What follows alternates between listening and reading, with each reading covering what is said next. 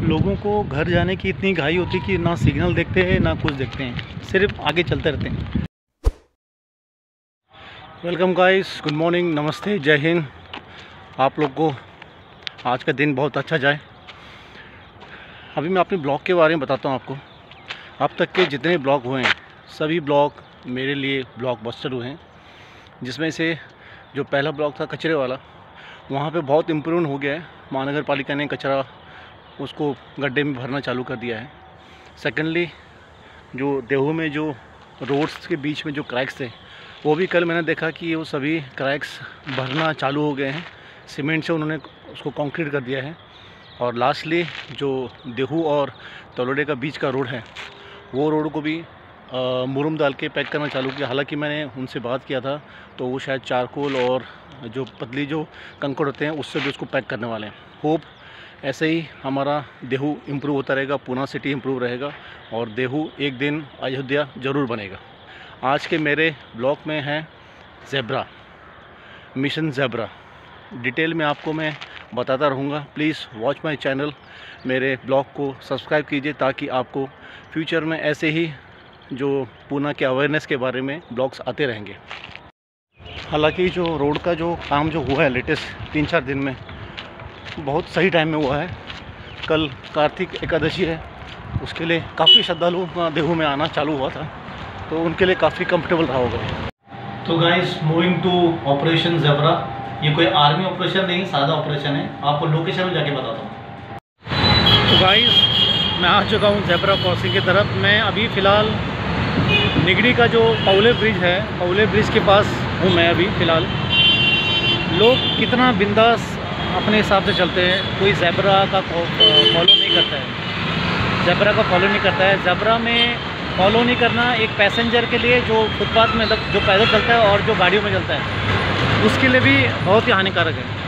अभी ये रूट खुल चुका है, फिर भी ज़ेब्रा का फॉलो कोई नहीं कर रहा। बिंदास लोग जा रहे हैं, साइकिल वाला।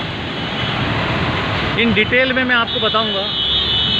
अभी ये देखिए, एक बच्चे ने ज़ेब्रा को फॉलो अप किया है। मैं उसका छोटा सा इंटरव्यू लेता हूँ। इंडिया में अवेयरनेस की इतनी कमी है, बहुत ज़्यादा कमी है। लोग अगर ट्रैफिक सिग्नल फॉलो करेंगे तो ऐसा कुछ प्रॉब्लम नहीं होगा, ऐसा कोई एक्सीडेंट नहीं होगा। लोग बिंदास रहते हैं। पता नहीं, लोगों का एक इंटरव्यू लेने की कोशिश करता हूँ मैं। अभी ये कॉलेज के बच्चे हैं, सिग्नल चालू हो गया फिर भी इसी में से आ रहे हैं।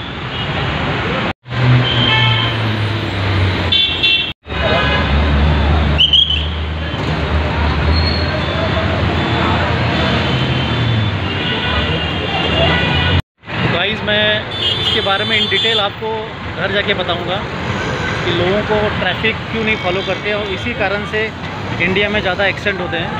अगर ये ट्रैफिक का फॉलो करें तो इतना ज़्यादा प्रॉब्लम नहीं आएगा। लोगों को घर जाने की इतनी घाई होती कि ना सिग्नल देखते हैं ना कुछ देखते हैं, सिर्फ आगे चलते रहते हैं। और ख़ासकर मोबाइल यूज़ तो बहुत डेंजर करता है। तो गाइस, मैं अभी पहुंच चुका हूं अपने घर में। डिटेल में इसके बारे में यूट्यूब में मेरा ब्लॉग डालता हूं, प्लीज़ इसको ध्यान से देखिए। एक भी सिंगल बंदा मैं 10 मिनट तक वहाँ रुका, कोई भी कैमरे के पास आने को तैयार नहीं, और ना ही उनको इसके बारे में कुछ पता है। आई थिंक ये टॉपिक बहुत ही सीरियस टॉपिक है। इन डिटेल में आप प्लीज़ मेरा ये ब्लॉग कंटिन्यू देखते रहिए। Thank you. तो गाइस, जैसे मैंने आपको बोला था कि इसकी मुहिम मैं मेरे घर से ही करता हूँ कि लोगों को कितना पता है क्या नहीं पता है। तो मेरे घर में सबसे बुज़ुर्ग है मेरे फादर इन लॉ, उनसे पूछता हूँ इसके बारे में। बाबा, आप ज़ेब्रा क्रॉसिंग के बारे में क्या जानते हैं? आप इसके बारे में कुछ बता सकते हैं? ज़ेब्रा क्रॉसिंग जो है तकरीबन रोड के जो क्रॉसिंग्स है उसमें लाया जाता है, जिसका इस्तेमाल जबकि रेड लाइट लगती है सिग्नल पे, तो उस ज़ेब्रा क्रॉसिंग के पहले ही आदमी लोगों ने रुक जाना चाहिए ताकि जो पैदल चलने वाले रोड क्रॉस कर सके और कोई एक्सीडेंट ना हो। और जब येलो लाइट लगती है तब उन्हें तैयार होना चाहिए, और ग्रीन लाइट लगने के बाद ही उन्होंने ज़ेब्रा क्रॉसिंग क्रॉस करना चाहिए। उसके पहले उन्होंने क्रॉस नहीं करना चाहिए। जैसे कि आपको मेरे पिताजी ने, फादर इन लॉ ने बताया कि बिल्कुल सही जवाब, इसमें कोई दो राह नहीं है। ज़ेब्रा क्रॉसिंग कैसे किया जाता है इसी तरीके से जेब्रा क्रॉसिंग किया जाता है। और पर आप मेरा ये वीडियो जब ब्लॉग देखोगे उसमें लोगों को कितने मिस्टेक कर रहे हैं वॉक करने के टाइम, ये आप मेरा ब्लॉग देख के पता लगेगा। इसमें रोड में और भी कौन कौन सी सावधानियां करनी है इसके बारे में आपको बताता हूँ। प्लीज़ कंटिन्यू देखते रहिए प्लीज़। हेलो गाइस, सो अभी अंकल ने बोला, वैसे मेरे अंकल ने, तो मैं आज आपको जेब्रा क्रॉसिंग के बारे में बताऊंगी। तो जेब्रा क्रॉसिंग होता है जिसमें से हम जो वॉकिंग पीपल होते, पेडेस्ट्रियन कहते हैं उनको, वो उनके लिए वॉकिंग के लिए होता है। तो हम डायरेक्टली सिग्नल्स में तो ऐसे चल नहीं सकते, गाड़ी आके हमें डैश कर देंगी, तो इसीलिए हमारे लिए वो सिग्नल होता है जो गवर्नमेंट ने बनाया हुआ है। तो जब उसमें ग्रीन होता है तभी हमें वॉक करना चाहिए, क्योंकि अगर हम ऐसे ही चल पड़े तो फिर कोई भी हमें आके डैश, फिर हमें बहुत लग सकती है। इसीलिए उससे अच्छा हमें वो फॉलो करना चाहिए और कभी भी जेब्रा क्रॉसिंग से ही हमें चलना चाहिए। क्योंकि हम सेफ रहते हैं, और इन केस कोई गाड़ी वाले ने सिग्नल तोड़ दिया और अगर हमें आके डैश कर दिया तो पूरी की पूरी गलती उसकी हो जाती है। तो हम बेसिकली उसमें थोड़ा सेफ हो जाते कि हाँ हमारी गलती नहीं है। तो उस चीज को हमें फॉलो करना ही चाहिए, क्योंकि वो अपने लाइफ के लिए भी अच्छा है, हमें हर्ट भी नहीं होगा, इसीलिए वो हम सबको फॉलो करना चाहिए। इसी का आप इसको कितना फॉलो करते हैं? मैं तो फॉलो करती हूँ, क्योंकि मुझे लगता है रूल्स आर रूल्स, और मुझे अपनी जान ज्यादा प्यारी है, इसीलिए मैं अपने फ्रेंड्स को भी बोलती हूँ हर बार। सब घर वाले ही बोलते हैं उसमें से चलना चाहिए, तो फिर वो अच्छा है मेरे तरफ से। थैंक यू शिखा। तो गाइस, आपने देखा कि जो जेब्रा क्रॉसिंग के बारे में जो जवाब दिया मेरे फादर इन लॉ ने, 100 आउट ऑफ 100 मार्क्स का जवाब दिया है। रोड में किस तरह से आपको चलना चाहिए इसके बारे में कुछ बेसिक टिप्स आपको मैं बताने जा रहा हूँ।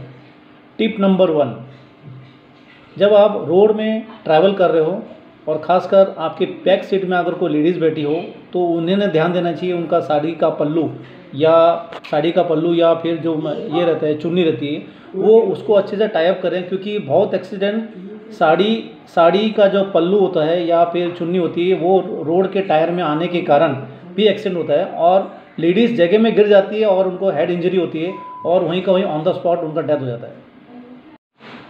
एडवाइस नंबर 2 ऐसा है कि जब भी आप गाड़ी चला रहे हो, चाहे 2 व्हीलर चला रहे हो या 4 व्हीलर चला रहे हो, तो प्लीज़ मोबाइल का यूज़ बिल्कुल भी मत कीजिए।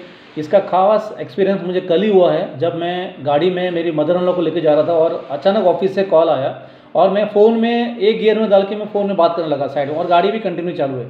पर फ़ोन के बात करने के दौरान क्या होता है कि जो सब्जेक्ट मैटर होता है, हम लोग रोड से भटक के उस सब्जेक्ट में चले जाते हैं और अपना एक एक्सीडेंट हो जाता है। तो प्लीज़, ये मैंने एक्सपीरियंस किया है, गाड़ी चलाने टाइम आप मोबाइल का यूज़ बिल्कुल मत करो। चाहे गाड़ी आप साइड में पार्क करो और उसके बाद बात होने के बाद आप अपना गाड़ी आप अगले डेस्टिनेशन के लिए लेके जा सकते हो। तीसरा, अगर आपको रोड में कहीं पे पर ही बड़ा कोई पत्थर दिख रहा है तो प्लीज़ उसमें माइंड मत कीजिए, अपनी गाड़ी साइड में लगाइए और जो बड़ा पत्थर होता है उसको रोड से साइड में कीजिए। होता क्या है कि जो बड़े बड़े जो ट्रक होते हैं या दूसरी गाड़ी होती है वो अपने ब्रेक को कंट्रोल करने के लिए वो पत्थर लगा देते हैं और जाने टाइम वो पत्थर साइड में नहीं करते हैं और वो पत्थर वहीं रह जाता है। होता क्या है, जब शाम हो जाती है और 2 व्हीलर वाला जब आता है और अंधेरा होता है तो वो डायरेक्ट पत्थर के ऊपर जाता है और उसकी गाड़ी स्किड होती है और वो को प्रॉब्लम होती है, एक्सीडेंट से उसको फेस करना पड़ता है। तो प्लीज़ शर्माइए मत पत्थर फेंकने के लिए। ये करने से आप एक बंदे की जान बचा रहे हैं और उसका जो ट्रीटमेंट में जो लाखों रुपए लगने वाला है वो आप पैसा बचा रहे हो। तो आपको मन से ऑटोमेटिक संतुष्टि आएगी कि आज मैंने किसी बंदे की लाइफ सेव की है। चौथा ये है कि महाराष्ट्र ऐसा है कि अपने महाराष्ट्र में तंबाकू खाने का एक अलग ही चलन है। तो लोग क्या करते हैं, तंबाकू मुंह में चबाते हैं और रोड में ऐसा फव्वारा मारते हैं, पर फव्वारे के कारण जो आगे परेशानी होती है वो उनको पता नहीं है। वो परेशानी हमारी जो बैक जनरेशन है उसको फेस करनी पड़ती है। होता क्या है कि जब ये तंबाकू की जो स्पिटिंग है जो रोड में पड़ी है, जो धूप में लगने के बाद सूख जाता है और सूखने के बाद जब गाड़ी उसके अंदर चलती है तो ऑटोमेटिक डस्ट पोल्यूशन करता है। तो ये डस्ट मिट्टी का डस्ट ना होते हुए केमिकल डस्ट हो जाता है, जिससे हमारी आने वाली पीढ़ी जो बच्चे होते हैं उनको अस्थमा का ज़्यादा प्रॉब्लम होता है। अगर आप देखोगे ये रेशो दिल्ली, महाराष्ट्र ऐसी जगह में बहुत ज़्यादा है। तो ये कहीं ना कहीं आपको स्टॉप करना पड़ेगा। हाँ, उनको आप मिल रहे हैं तो उनको प्यार से बोलो, या आपकी फैमिली में कोई है तो उनको बोलो भाई तंबाकू ठीक है, खा रहे हो ठीक है, पर रोड में उसको मत ना थूके। एट लास्ट मैं मेरा ब्लॉग यहीं ख़त्म करता हूँ, पर ख़त्म करने से पहले आपको इन्फॉर्मेशन देना चाहता हूँ कि इंडिया में आज की तारीख में 57% एक्सीडेंट ये जो होते हैं ये rural area in the sense गांव एरिया में होते हैं, और उसके अलावा 43% ये urban area mean city area में, जैसे पुणे या सिटी वहाँ पे। और इसका परसेंटेज ऐसा इतना हाई है कि आप अगर देखोगे कि एक दिन में डेली 426 लोगों की इस रोड एक्सीडेंट में मौत हो जाती है। और अगर आप इन शॉर्ट आप करो तो 1 घंटे में कम से कम 18 लोगों की मौत हो जाती है। तो इसको कहीं ना कहीं रोकना हम सभी का काम है। और रोड सिग्नल तो बहुत ही डेंजर है अपने यहाँ पे।